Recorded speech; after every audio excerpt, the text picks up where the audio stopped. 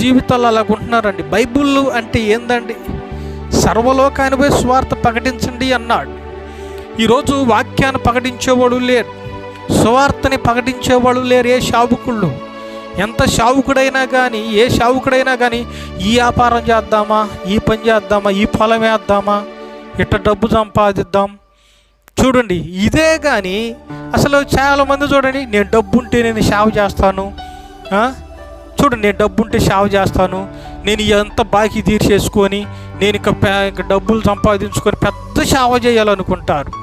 Do అలాంటి సేవ నువ్వు చేయలేవు. అలాంటి సేవ దేవుడికి అవసరం లేదు. తెలుసండి, దేవుడు శిష్యులతో మాట్లాడాడు. చూడండి, పేతురు, మీరు శిష్యులారా, మీరందరూ కూడా మీ చేపల వలలు విడిచిపెట్టి రండి, మీరు చేపల వలలు విడిచిపెట్టి రండి, నా వాక్యాన్ని ప్రకటించండి. అనేకమంది నశించిపోతున్నారు, అనేకని శాపాలకు గురవుతున్నారు, వాళ్ళందరికీ నా వాక్యాన్ని ప్రకటించండి అని దేవుడు సేవకులు పిలుచుకున్నారండి. తెలుసా వాళ్ళు ఏం చేశారో తెలుసా?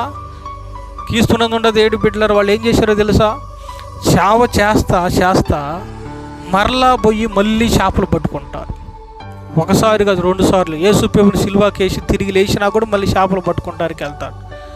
అప్పుడు దేవుడు అగపడి వాళ్ళకి గాయాలు చూపెట్టి వాళ్ళతో రెట్టి తిని ఇవన్నీ చేసినాక మళ్ళీ అవన్నీ విడిచిపెట్టి సువార్తకు వెళ్ళిపోతారు.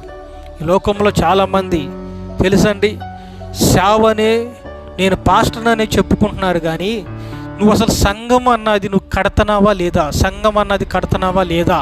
నీకు చర్చి అన్నది ఉందా లేదా? లేకపోతే నీకు ఇంకా అనేకమైనలకు సువార్త ప్రకటించి పౌలు గారు లాగా చూడండి సువార్త ప్రకటిస్తున్నావా లేదా? చూడండి, అలాంటి సువార్త ప్రకటించే వాళ్ళు లేరండి. ఎప్పుడు ఏమి సంపాదించుదాం, ఏమి తిందాం, ఏమి తాగుదాం అలాగుంటున్నారు. అంటే ఒక తలంపు ఇచ్చినోడు ఒక వ్యక్తిలాగా జీవిస్తున్నారు. అలాగ ఉండకూడదు. అదేమంటే పౌలు గారు పని చేసాడు కదా, పని చేసుకొని సేవ చేసే తప్ప అని కొందరు అంటారు. చూడండి, పౌలు గారు ఏరే దేశానికి వెళితే అక్కడ ఎవరు కూడా దేవుని నమ్మనోళ్ళు ఉండరు కాబట్టి అక్కడ పరదాలు కుట్టుకున్నాడు. అక్కడ వాళ్ళకి సువార్త ప్రకటించాడు. వారికి అన్నది ఎక్కడ లేదు. ఆయన పోయి సువార్త ప్రకటించాడు. శ్రమలు ఆయన తినటానికే అనేక చోట పోయినప్పుడు చూడండి ఏ పని చేయాలి, సువార్త ప్రకటించాడు. ఈ లోకంలో చాలామంది పాస్టర్లు అంతేనండి.